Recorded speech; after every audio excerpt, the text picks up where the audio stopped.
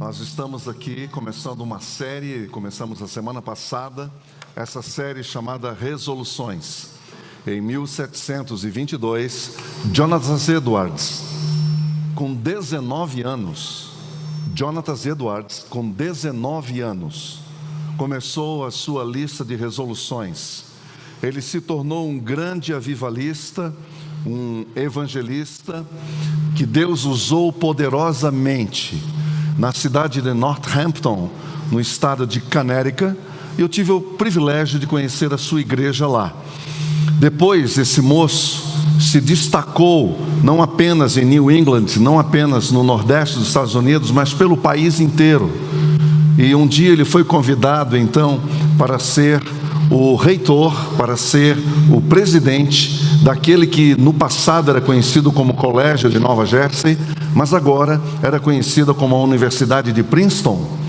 E quando então Jonathan Edwards se muda, ele vai para Princeton, ele faz uso de uma vacina contra a varíola, e as consequências, efeitos colaterais, sugaram a vida desse homem, ceifaram a vida desse homem com 55 anos de idade.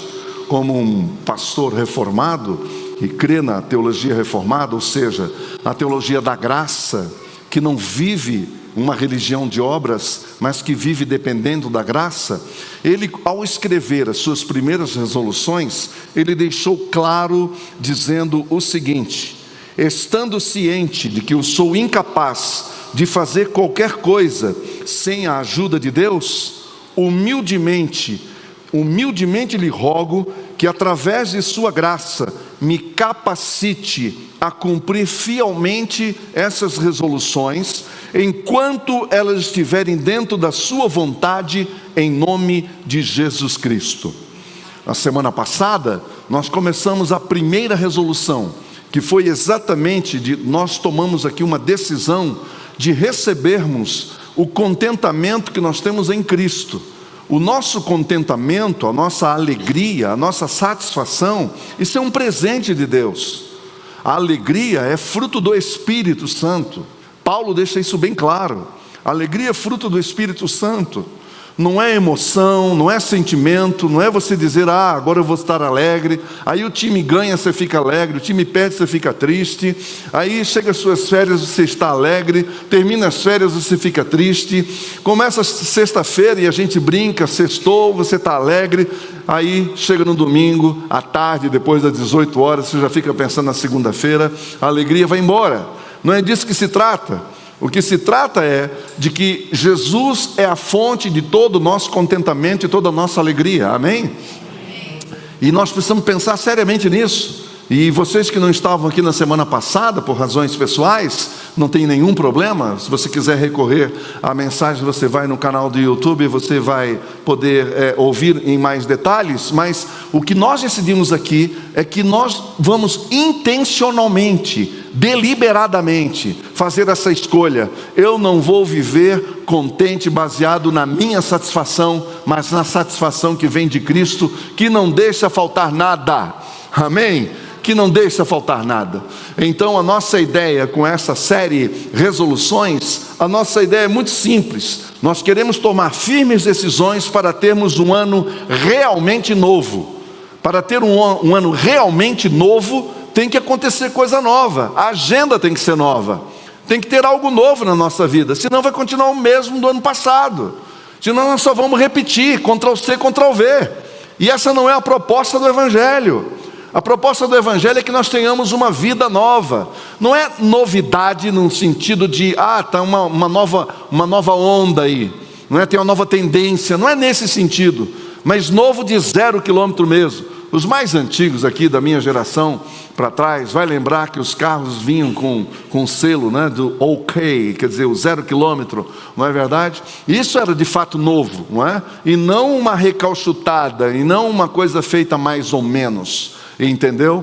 A vida é por demais preciosa, ela é por demais preciosa, é por demais sublime para nós estarmos enfrentando a vida displicentemente, entendeu? Terminou o ano, começou o outro ano, está tudo bem? Não. Não, em Jesus não, a nossa proposta é viver aquilo que o Senhor Jesus tem para nós. Então eu convido você a abrir sua Bíblia comigo, por favor, na Epístola aos Hebreus, capítulo 12. Epístola aos Hebreus, capítulo 12, os versículo 1 e 2. Hebreus 12, 1 e 2. Tito, Filemão, Hebreus, lá no final do Novo Testamento. Diz assim o texto: portanto, também nós, uma vez que estamos rodeados por tão grande nuvem de testemunhas, livremo-nos de tudo que nos atrapalha e do pecado que nos envolve, e corramos com perseverança a corrida que nos é proposta, tendo os olhos fitos em Jesus, autor e consumador da nossa fé. Ele, pela alegria que lhe fora proposta, suportou a cruz, desprezando a vergonha, e assentou-se à direita do trono de Deus. Vamos orar mais uma vez. Senhor Deus e Pai, eu quero te agradecer pelo privilégio de nós estarmos aqui ouvindo a Tua palavra. Que o Espírito Santo de Deus, o mesmo Espírito Santo que inspirou o autor aos Hebreus, esteja sobre nós nessa manhã agora, para abrir a nossa mente, o nosso coração, para recebermos essa palavra, para vivermos o dia de hoje de acordo com o Teu propósito. Pai, abençoa todos que aqui estão e aqueles e aquelas que acompanham de suas casas. Nós te pedimos isso em nome de Jesus. Amém. Amém. Sabe, meus irmãos, essa epístola ela é interessante. Nós não conhecemos o autor da epístola aos Hebreus. É o único livro do Novo Testamento que nós não sabemos quem escreveu. Se foi um homem, se foi uma mulher, se foi discípulo ou não de Paulo. Eu particularmente creio que foi sim um discípulo de Paulo no mínimo. Isso porque, eu estou dizendo isso, porque por muito tempo pensou-se que fosse o apóstolo Paulo que realmente fosse o autor da epístola aos Hebreus. Agora vamos ao que interessa. Por que essa epístola foi escrita? Ela foi escrita exatamente porque havia na igreja do primeiro século um esfriamento, um desânimo, entendeu? Um distanciamento da pessoa de Jesus. As pessoas estavam agora sendo convencidas por causa da opressão, por causa da perseguição, entendeu? A perseguição era constante, era firme, ao ponto de levarem os crentes em Jesus, os discípulos de Jesus, a desistirem. É muito difícil enfrentar perseguição, é muito difícil ficar debaixo de pressão, entendeu? E eles estavam desanimando.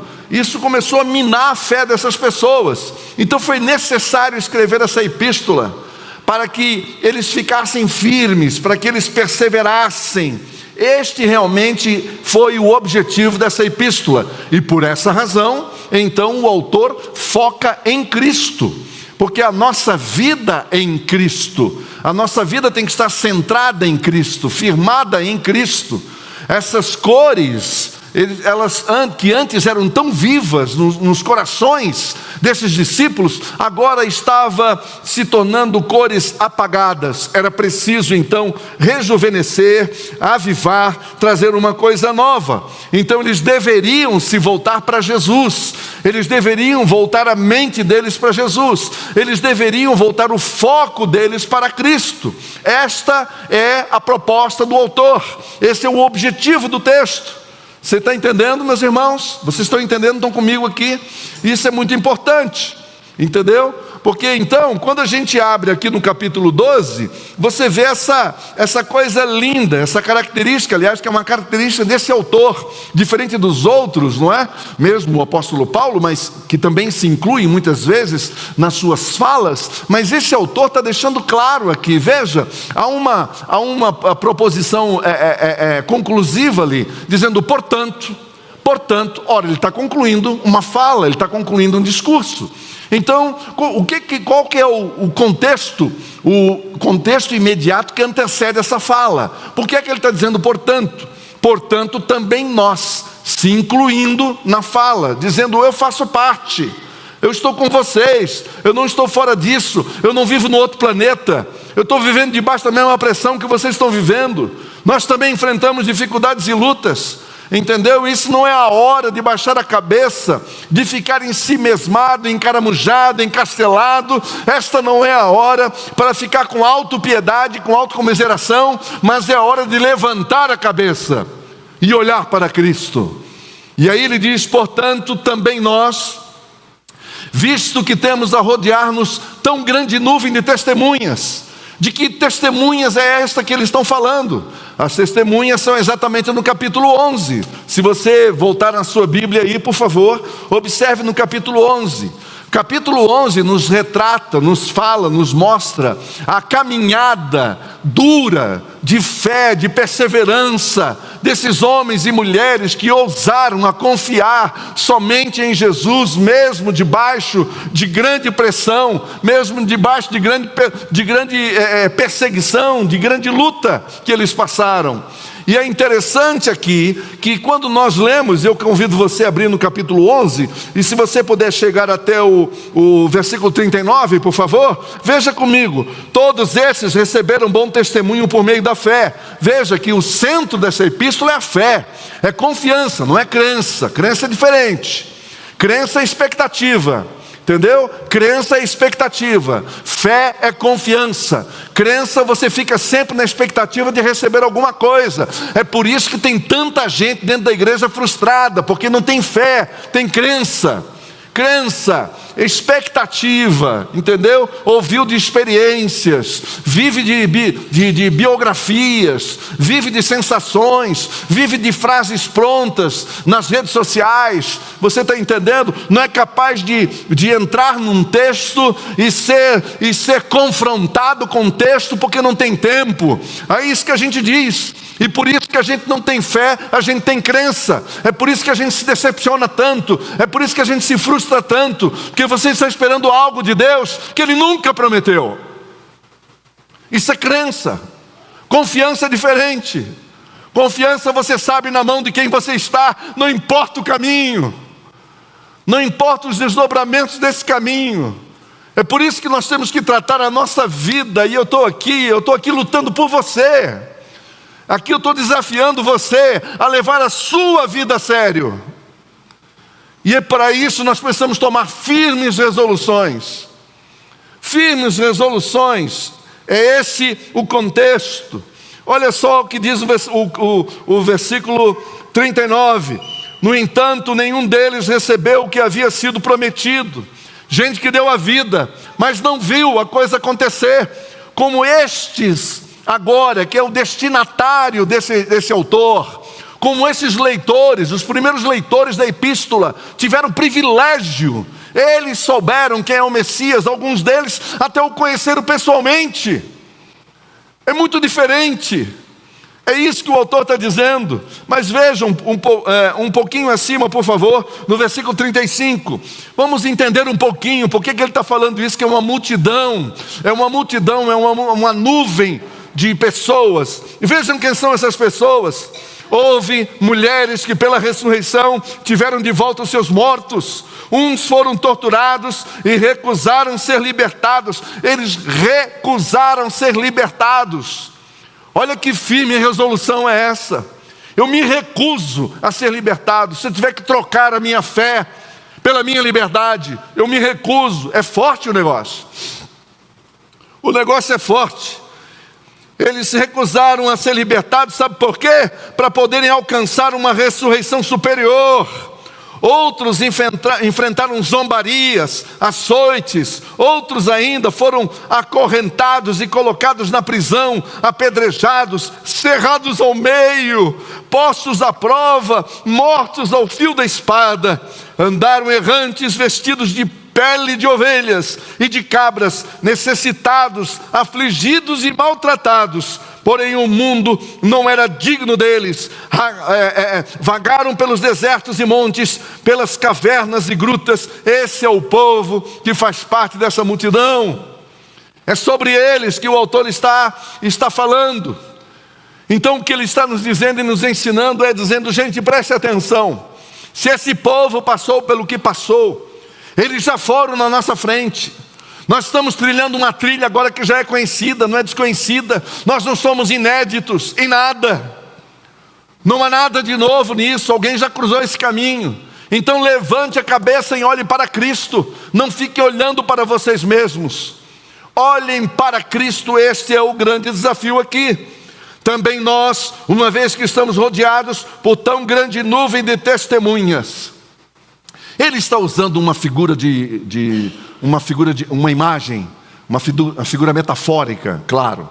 Ele sabe que os seus leitores estão acostumados com as grandes arenas de esportes, entendeu? E ninguém está falando de gladiador aqui, nós estamos falando de esportes mesmo, certo? É claro que a igreja sempre viu com muita desconfiança esses festivais, porque eles já sacaram essa história do pão em circo, porque quem conhece o Evangelho já discerne a ideologia, se é de direita ou de esquerda, entendeu? Ninguém está na direita e nem na esquerda, nós estamos com o Evangelho relativiza todas as políticas. Amém ou não? O Evangelho está acima de todo mundo, de tudo e de todos. Por isso guarde o seu ídolo político. Entendeu? Guarde o seu ídolo político. Ninguém encantava a igreja séria de Jesus. Ninguém. Não vinha com essa história de fazer show aqui e por trás dos panos fazendo não sei o que. Isso é antigo, isso é velho, não tem nada de novo. A história é a mesma. Então isso também nos faz lembrar de que quanto mais evangelho nós temos, menor será o nosso sofrimento do que está acontecendo em nosso entorno, por exemplo, agora nesse país. Com essa insegurança jurídica, essa insegurança econômica, essa insegurança de todos os lados, segurança pública, em todos os níveis. E eu quero dizer para vocês que essa igreja passou por algo muito pior do que isso. E eles ficaram firmes no Senhor, mas ficaram firmes mesmo no Senhor. Então o autor, ele escolhe essa imagem. Ele está dizendo, olha, imagine nós num estádio, numa arena, e os competidores lá. O maravilhoso é que ele se inclui entre os competidores e não entre os espectadores. Veja você, olha o que está escrito aí no texto, versículo 1. Portanto também nós, uma vez que estamos rodeados por tão grande nuvem de testemunhas, esse cara está no chão do estádio. Esse cara está na pista, ele está correndo e olhando impressionado aquela nuvem de testemunhas, de gente que já fez o que ele está fazendo, que já percorreu o que ele está percorrendo, gente que já trilhou o que ele está trilhando, e ele olha para aquilo, e essa grande multidão serve de inspiração para ele. Inspiração.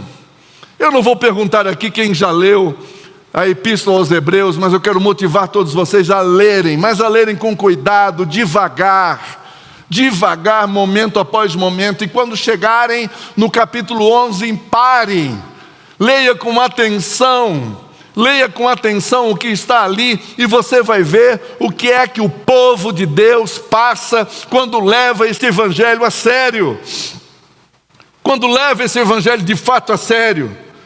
E ele se inclui nisso, dizendo, há uma grande multidão. E para mim isso me fala de várias maneiras, mas uma delas é lembrar para nós que há uma palavra de Deus, há um testemunho de multidão, porque o que não é, ou o que não é, essa relação que ele faz aqui no capítulo 11 inteiro, desde o começo, desde os primórdios, entendeu? Ele escolhe uma série de pessoas, de personagens reais, não tem nada fictício. Isso não é mito, não é uma novela e muito menos uma narrativa. Isso é história, isso é verdade. E aí ele nos convida a olhar para a vida desse povo e comparar com a nossa, para ver se a gente para de reclamar, para ver se a gente para de murmurar, para ver se a gente para de querer ficar desistindo e voltar atrás. Sair de um encontro com o Evangelho, com a graça, e voltar para uma religião de obras, uma religião onde tem um tripé. O tripé é veterotestamentário, é da antiga aliança, é do Antigo Testamento, é a religião do Antigo Testamento. Quais sejam esse tripé? Que fundamentado no sacerdote, no templo e numa agenda e rituais. Esse é o tripé. E aí vem Jesus e acaba com tudo isso. Ele se torna o sumo sacerdote, ele é o templo. E aí ele diz: vocês são o templo do Espírito. Acabou o prédio. Amém, meus irmãos? Em nome de Jesus. Acabou essa paixão pelo prédio, essa fissura pelo prédio. E também acabou essa fissura pela liturgia, no ponto de vista de sacralizar uma liturgia. O que é isso? Sacralizar agendas, sacralizar dietas, costumes, rituais. Não é nada disso, é apenas Cristo substitui tudo isso. É disso que nós precisamos, é de Cristo que nós precisamos. Amém, meus queridos irmãos? Não desiste não, fica firme aí. Eles são testemunhas, e aqui tem vários advogados. Eu vou ler aqui o significado dessa palavra testemunha. Relata como testemunha ocular de uma cena. Os seus olhos e ouvidos dizem o que está acontecendo. A palavra também significa que uma pessoa é capaz de falar a respeito do que viu e ouviu. O que mais me impressiona nisso, nos estudos que eu estou fazendo essa semana, e isso não vem de mim, isso aqui é fruto de pesquisa, as testemunhas não são silenciosas.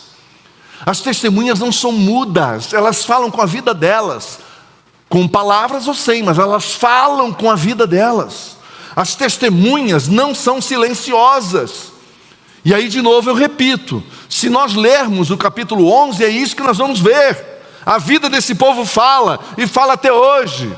E é por isso que eu e você temos que conhecer a palavra de Deus. É por isso que nós temos que ter como prática, na nossa disciplina espiritual, ler e meditar na palavra de Deus, porque ninguém subsiste à pressão desse mundo se não estiver alimentado pela palavra de Deus, meus irmãos. Você tem que ler a palavra de Deus, não é porque pastor pede, não é porque padre pede. Você tem que ler a palavra de Deus porque você diz: eu tenho que me alimentar hoje. Não é isso que a gente fala? Eu tenho que me alimentar hoje.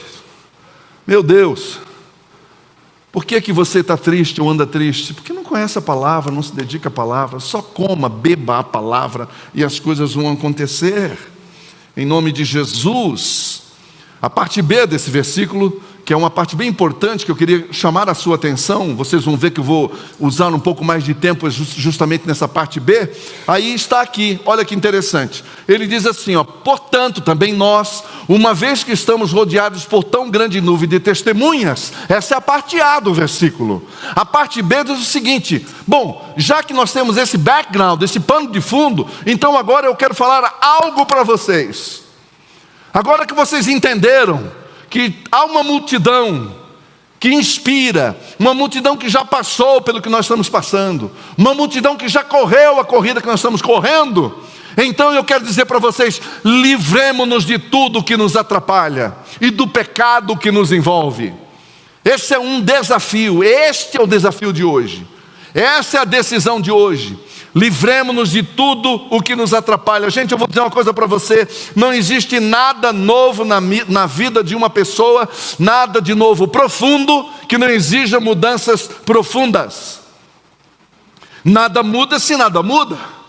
Me lembro que uma vez eu estava numa clínica e tinha um quadro lá, uma clínica que não tinha nada a ver com aquele quadro, não sei o que aquele quadro estava fazendo ali. Acho que colocaram só para ver se me acordava. Estava escrito ali que mudança, a atitude da mudança, entendeu?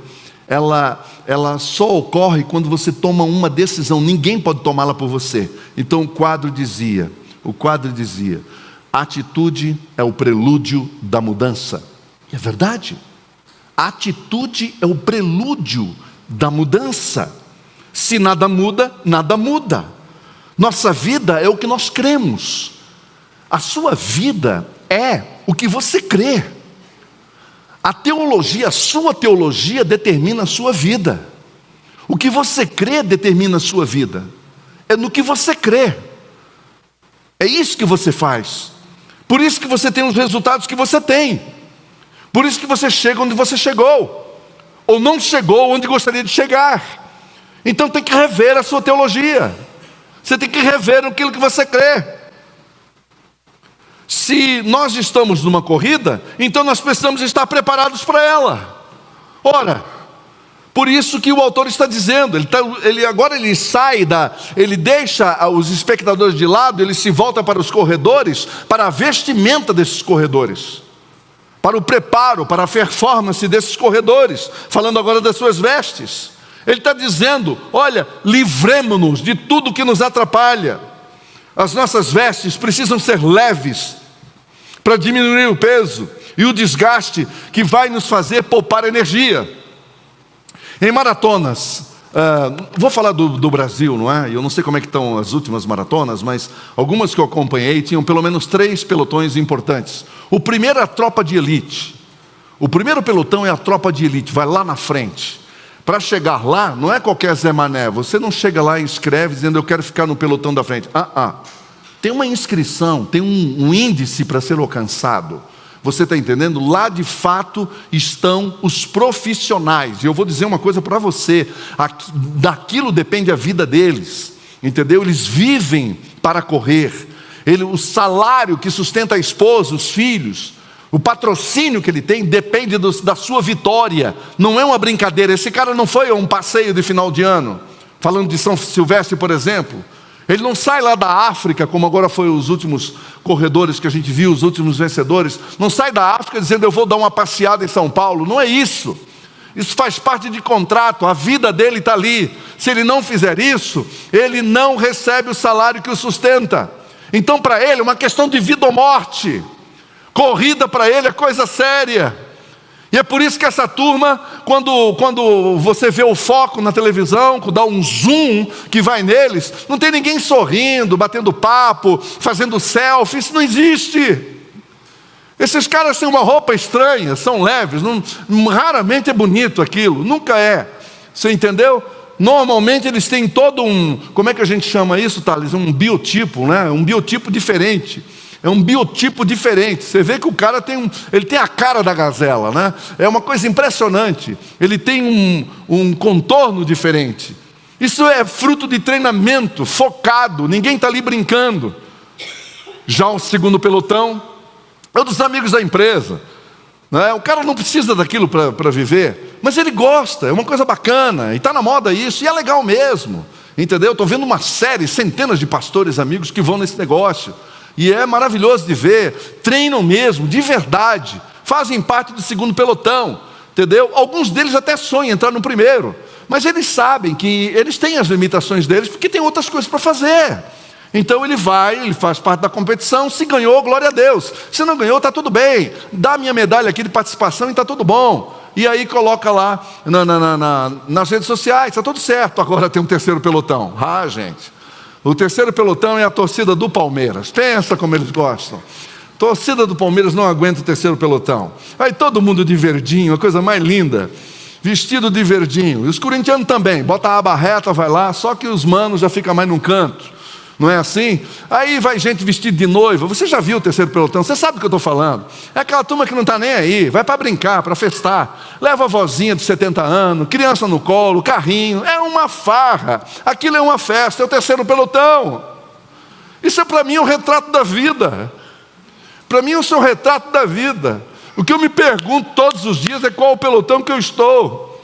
Se eu estou nessa coisa chamada caminhada cristã, só por performance, ou se eu estou nessa coisa como a única maneira de eu sobreviver, o único sentido que a minha vida pode ter é viver para Cristo, totalmente para Cristo e mais nada, e coisa nenhuma tem mais sentido do que isso.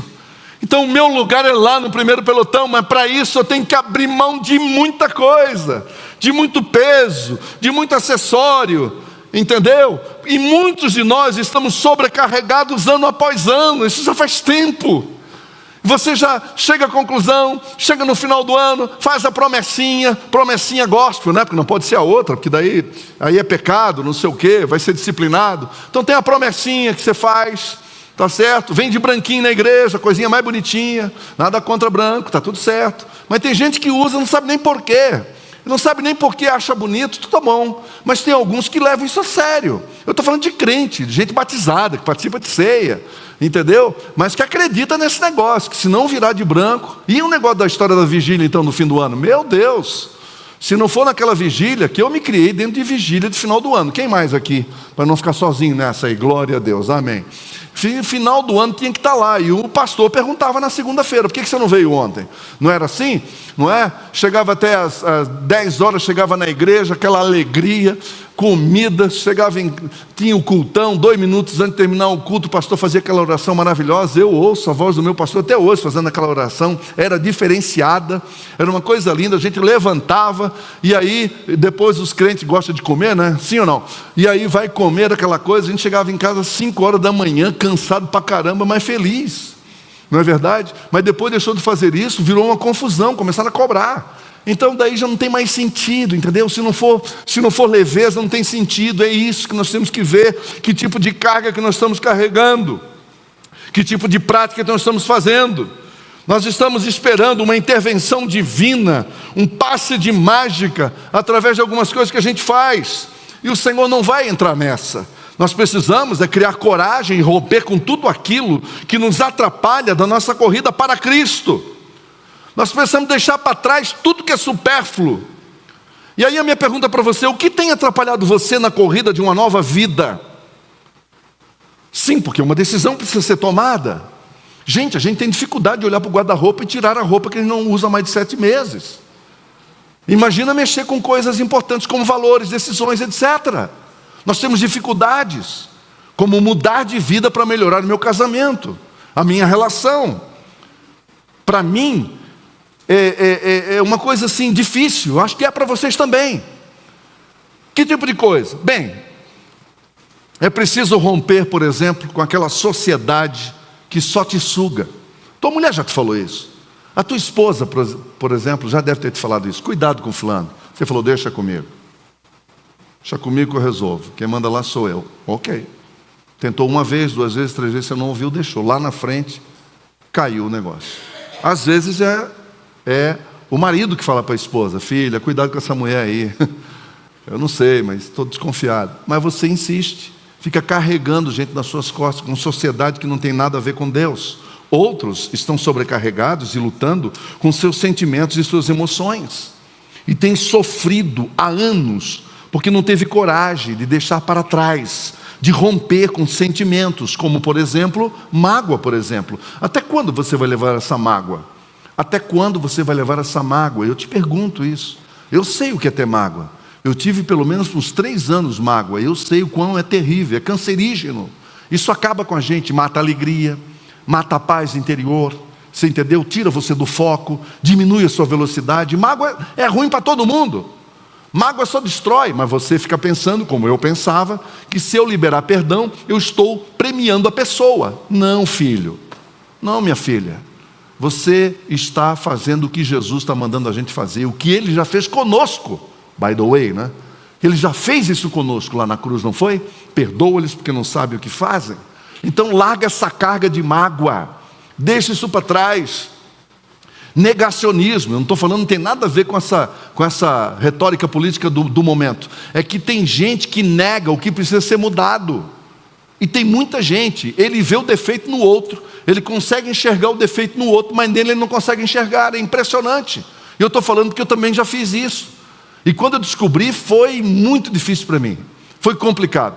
Porque daí um amigo teve que chegar e falar, e ele comparou. Falou: olha, você é igual o fulano. Quando ele falou isso, ele acabou comigo. Alguém já fez isso com você? Não levante a mão, mas já aconteceu isso com você? É duro, né? Por que a gente deixou chegar a esse ponto? Entendeu? A gente fica negando que a sua vida é desgovernada, negando que nós somos os donos da verdade, negando que a última palavra tem que ser a sua, negando que você tem que falar mais alto que todo mundo, que você quer ser respeitado, negando porque no fundo você se acha o cara. Negando, porque você se acha a mulher e todo mundo tem que te respeitar, negando isso. Só que as pessoas não aguentam isso, e ninguém engana todo mundo o tempo todo. Você está entendendo? E não subestime a capacidade das pessoas, elas percebem. Então sai desse negacionismo. Insanidade, nós estamos aprendendo isso aqui no Celebrando a Restauração, nas quartas-feiras. O que é insanidade? É esperar resultados diferentes sem mudar a conduta.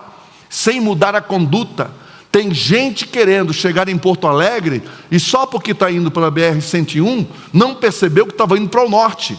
E ao invés de chegar em Porto Alegre, chegou em Curitiba. Registro, Curitiba. Curitiba, registro, São Paulo. Nunca chegará em Porto Alegre, embora a rodovia seja a mesma. É isso que nós temos que entender. É isso que nós temos que pensar e entender. Muitas pessoas estão presas com o seu passado. Com o seu passado. Presas ao passado. Virou uma carga. Veja o que Paulo, dentro da prisão, falou sobre a questão do passado. Filipenses capítulo 3, por favor. Gálatas, Efésios, Filipenses capítulo 3, versículo 13 e 14. De dentro da prisão, esse homem escreveu: irmãos, quanto a mim, eu não julgo o que já haja alcançado, mas uma coisa eu faço, é que esquecendo-me das coisas que atrás ficam, eu avanço para as que estão diante de mim. Eu prossigo para o alvo, pelo prêmio da soberana vocação de Deus em Cristo Jesus. Eu tenho um alvo, eu tenho um objetivo. E se eu quiser alcançar esse objetivo, eu tenho que romper com o passado. Eu tenho que romper com o passado. Capítulo 43 do profeta Isaías, o que mais viu o Messias. Por isso é chamado de o Evangelho do Novo Testamento. Ele escreveu no capítulo 43, versículos 18 e 19: esqueçam que se foi, não vivam no passado. Não levante a sua mão. Você vive do passado ainda, saudosista. Certa vez eu passei por uma experiência bem difícil na minha vida, uma transição, uma mudança. E eu me lembro que eu estava lendo um devocional que realmente me impactou. Não é café com Deus. Esse café com Deus é mais para massagear, é mais para deixar você alegrinho durante o dia. Café com Deus é do tipo do devocional que deixa você assim satisfeito com a sua situação. Eu estou falando de devocional que leva você lá no tutano, corta a sua carne, é disso que eu estou falando. E Oswald Chambers, Tudo para Ele, é um devocional desse tipo que eu recomendo vocês todos lerem. Oswald Chambers. Oswald Chambers, eu estava lendo o meu devocional, foi um momento de muita luta na minha vida, os mais próximos sabem disso, e eu estava naquele dia sentado ali na minha devocional. Quando eu abri o devocional, Oswald Chambers estava dizendo: esqueça o que se foi, mesmo que tenha sido extraordinária as suas experiências do passado. E aquilo me pegou. Por que me pegou? Porque às vezes a gente não está preso às boas experiências do passado, às más experiências do passado. A gente faz questão de esquecer logo, mas muitas vezes nós estamos apegados às boas experiências do passado. Aquele tempo, naquela época, como Deus me usou, como foi legal, como eu ganhei dinheiro, como foi bacana, etc, etc. Sabe o que Oswald Chambers concluiu? Ele disse o seguinte: esqueça o passado, viva o presente, olhando para o futuro.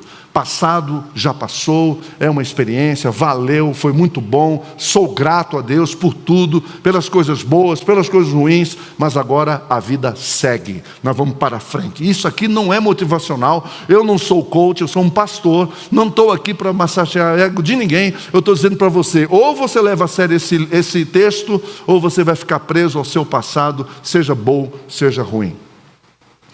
Eu fui pastor lá fora e na minha comunidade tinha pelo menos, isso não é uma coisa que eu tenho alegria de falar, mas pelo menos 70% da nossa comunidade, ela não tinha documento, é o que a gente chamava de indocumentados. E eu sempre procurava conversar com eles, e eu queria saber como é que foi a experiência deles, como é que eles chegaram lá, como que eles chegaram lá nos Estados Unidos, como é que foi. E cada um tinha uma história diferente, e algumas delas, não uma, mas algumas delas me relatou uma história interessante. Elas disseram, principalmente as mulheres, disseram: olha, pastor, para mim foi muito sofrido, porque quando eu cheguei na fronteira do México com os Estados Unidos, havia um lago para nós atravessarmos, aliás, um rio para nós atravessarmos. Aí o coiote é a pessoa que é paga para levar uma pessoa de um país para o outro. O coiote chegou para mim e disse: as malas ficam e você pula no rio. A moça ficou desesperada, uma moça, tinha 20 anos, ficou desesperada, falou: como assim? Essa é a minha mala, está tudo aqui dentro. Falou: a mala fica e você pula no rio. Falou: não, aqui está a minha Bíblia, está as minhas roupas. A mala fica, ou você vai sem as malas, ou você não vai e você vai voltar. Ela largou a mala para trás, largou tudo para trás, porque ou ela largava e atravessava aquele rio a nado, entendeu? Um rio caudaloso, complicado, entendeu? Ou ela se apegava à mala e morria com a mala. Quantas vezes você conheceu pessoas que morreram abraçados com as suas malas? Não seja mais um. Saia fora dessa estatística. Larga esse passado para trás em nome de Jesus. Amém? Em nome de Jesus. Pessoas que estão presas a crenças, a misticismo, gospel, por exemplo. Tem muito misticismo na igreja. Você concorda comigo, irmãos? Há muito misticismo dentro da igreja evangélica, é uma coisa impressionante. Eu conheci gente que dizia assim: se eu tomar a ceia eu vou ser curado. Como assim? Tinha gente que dizia assim: o dia que eu for batizado a minha casa vai melhorar. Não, filho, você está confundindo um rito de entrada na vida cristã com mudança profunda de caráter. Você está confundindo as coisas, entendeu? E é isso que precisa ficar claro na nossa vida. Nós precisamos largar essas doutrinas, deixar de ser refém de líderes, de pastores, de religião, de igreja, de tudo. E só tem uma maneira: se desvencilhem de tudo que atrapalha. E tem muita coisa dentro da igreja que atrapalha. Eu estou pregando aqui na esperança de que vocês larguem isso para trás. Que tipo de coisa, eu pergunto para você, você está precisando se desapegar? Muitos não percebem, porque a vida inteira foram tão escravos, aquilo para eles já virou um hábito, aquilo para ele é normal, entendeu? Por isso, essas pessoas vivem em vidas espirituais pobres. Por isso tem muita intriga dentro de casa. Sai de um culto como esse, sai de um encontro como esse, chega em casa e briga. Aliás, não precisa nem chegar em casa, ali no carro já começa a discussão. Meu Deus do céu. Por isso que alguém disse que o maior inimigo, o que mais tirou filhos jovens dentro da igreja, não foi o diabo, foi o banco de trás do carro, foi a mesa do café da manhã, onde o assunto é sobre alguma coisa da igreja, um problema do pastor, problema do líder, do A, do B e do C, e você tira o foco de Cristo para olhar para essas coisas. Nós precisamos nos desvencilhar dessas coisas, deixar isso para trás, porque senão, do contrário, nós não vamos amadurecer, vamos ter vidas pobres, sem crescimento, entendeu? Sem frutificar, e vamos nos tornar em pessoas pesadas. Pessoas pesadas. Você conheceu alguém? Pensa numa pessoa pesada. O que é uma pessoa pesada? Ela é pesada no agir. Ela olha para você já te condenando. A impressão que dá é que ela sabe tudo que você fez de errado. Falou: meu Deus do céu. Do jeito condenatório com que olha. E as falas então? E as indiretas? Você está entendendo? Isso vai acabando conosco. Isso vai nos destruindo. Gente, nós temos que ter um ponto final nisso. Em nome de Jesus. É por isso que você tem que beber do Evangelho, para você chegar nessa pessoa e com muita clareza, e com muito amor, e com muita tranquilidade, e com muita paz, dizer: irmão, deixa eu falar para você, qual é o tom da música que cuida do meu coração, da minha vida, e você vai citar o Evangelho para ela. Infelizmente essa geração tem medo de exortar, que a gente já fica todo com o pé atrás, etc. Exorta com amor que dá certo.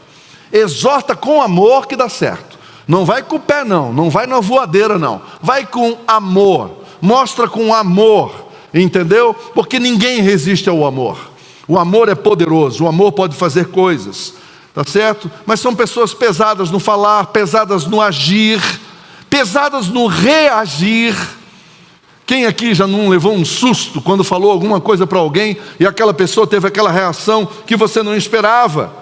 Esse texto nos desafia a tomarmos uma firme posição contra tudo que nos atrapalha. Distrações nos atrapalham. O que deixa você distraído? Será que é o celular, por exemplo? Não é? Será que são as redes sociais? Gente, não é nenhuma novidade. Quanto tempo a gente gasta só para dar um likezinho? E em algumas pessoas que nos seguem, já fez a conta? 30, 40 minutos? Quanto é que você me dá? 40 minutos, 1 hora? Não sei, depende, tá certo? Para assistir aquele riozinho lá, vai passando rios, vai passando não sei o que, a hora voa, distração. Aí a gente diz: eu não tenho tempo. É uma inversão impressionante. É disso que se trata, entendeu? Orgulho, por exemplo, atrapalha, distrai, entendeu? A preguiça atrapalha. Preguiça de se mover, preguiça de disciplina. Vícios atrapalham, vícios freiam, os vícios nos destroem, entendeu? Não vou nem citá-los aqui, porque não tem criança aqui, está todo mundo me entendendo. Cada um luta com os seus, mas eles não podem ser elementos determinantes da sua caminhada com Cristo. Você tem que rever isso, tem que ter coragem de enfrentar, tem que ter enfrentamento. Vida cristã, não existe vida cristã sem dor, sem morte, sem cruz, sem confronto. Não é confronto com o outro, é confronto com a cruz e com você mesmo, com o seu próprio ego. Não é com o outro. Quanto mais você se confronta com a cruz, menos você se confronta com o próximo. É impressionante. A falta e a falha de caráter atrapalham. Gente do céu, quantos maus testemunhos nós temos ouvido a respeito de irmãos e irmãs que frequentam a igreja. Eu já ouvi isso aqui, dizendo, não estou indo lá, pastor, porque eu vi o fulano lá. Irmão, se depender disso, você nunca vai frequentar lugar nenhum, canto nenhum, porque sempre vai ter uma bênção lá que vai te lembrar de uma experiência difícil que você teve. E se nós trabalharmos a recuperação dessa pessoa? E se nós dermos uma chance para ela? Eu não acredito. Bom, você não acredita e você tem todo o direito. Mas uma coisa eu te digo, Deus pode, porque Ele mudou a minha vida, pode mudar a vida dele também. Ele mudou a sua vida, pode mudar a vida dele também. Então os nossos medos, por exemplo, nos atrapalham. Medo atrapalha a nossa comunhão com Deus, a nossa comunhão com Jesus. Medo de tudo, medo de se comprometer, medo de se dispor, medo de se envolver, medo de se aproximar, medo de servir, medo de chegar e dizer, Senhor, eu estou aqui. A cobiça atrapalha ou não? A cobiça atrapalha, porque toda vez que eu cobiço alguma coisa, eu já estou me comparando, eu já estou sendo ingrato com o que eu tenho, e eu olho para o outro, e eu quero competir com o outro, e eu quero cobiçar o que é do outro, e isso é terrível, é uma escravidão. E por último, a ansiedade atrapalha, você concorda? A ansiedade atrapalha demais. E você sabe, né? Eu já contei isso aqui outras vezes, vocês já leram isso. O Brasil é considerado o país mais ansioso do mundo. Nós somos campeões mundiais de ansiedade. E quem está dizendo isso não é um pastor, é só olhar no Google aí que você vai ver. É o país mais ansioso do mundo. Paulo nos dá um exemplo de como não é fácil para ninguém lutar contra o que nos atrapalha. Veja o que o texto de Romanos, capítulo 7, olha o que esse apóstolo falou aqui. Eu quero dizer para você que se fosse eu escrevendo isso aqui, vocês não viriam mais para Betânia, porque vocês iam descobrir que esse pastor tem todas as limitações. Mas vejam o que Paulo escreveu, capítulo 7 de Romanos, versículo 19 até o 25. Mas se o que eu faço não é o bem que desejo, mas o mal que eu não quero fazer, esse eu continuo fazendo. Olha Paulo aqui lutando com a carne dele, com a natureza dele. Olha Paulo aqui dizendo, eu quero fazer. Olha isso. Versículo 20, ora, se eu faço o que eu não quero, já não sou eu quem o faz, mas o pecado que habita em mim. Assim, eu encontro essa lei que atua em mim. Quando eu quero fazer o bem, o mal está junto de mim. Pois no íntimo do meu ser, eu tenho prazer na lei de Deus, mas eu vejo outra lei atuando nos membros do meu corpo. Todos vocês aqui enfrentam isso todo dia. Todo dia nós enfrentamos isso. Guerreando contra a lei da minha mente, tornando-me prisioneiro da lei do pecado que atua em meus membros. Isso é só para lembrar que não é difícil só para você, é difícil para todos nós. O apóstolo Paulo está aqui amorosamente abrindo o coração dele com as suas ovelhas de Roma, embora não os conhecesse pessoalmente. E aí ele conclui dizendo essa fala incrível, dizendo, miserável homem que sou, quem me libertará do corpo dessa morte, dessa aflição? E ele mesmo responde, graças a Deus por Jesus Cristo nosso Senhor. De modo que com a mente eu próprio sou escravo da lei de Deus, mas com a carne da lei do pecado. Ele está discernindo, deixando as coisas claras aqui. A nossa natureza humana atrapalha, ela não quer saber de Deus, ela vai te impedir. Então quando nós falamos ali, não é, que nós temos que nos desvencilhar, é tudo que nasce na natureza humana. Tudo que nasce na natureza humana vai te impedir de chegar aos pés do Senhor. Só por meio do poder de Jesus nós podemos vencer o que nos atrapalha. Só por meio do poder de Jesus nós vamos poder vencer o pecado. Que o pecado ele nasce dessa falta, dessa necessidade que nós criamos. Ali nasce o pecado, e a resposta para isso é Cristo. Se quando vier a falta, eu correr para a fonte que é Cristo, eu vou interromper esse fluxo de morte, e eu não serei atingido por essa morte produzida pelos meus desejos, pelas minhas necessidades, pelas minhas carências. A parte C desse versículo diz: e corramos com perseverança a corrida que nos é proposta. Não corra a corrida de outras pessoas, porque cada um prestará conta ao Deus eterno da sua própria corrida. Por isso, cuide da sua corrida. Presta bem atenção no que eu vou conversar agora com vocês, que esse ponto ele é tão importante e tão atual. A codependência tem feito muitas pessoas sofrerem. E o que é uma codependência? Codependência é um transtorno emocional que se caracteriza por uma preocupação excessiva e uma tentativa de controle sobre a outra pessoa.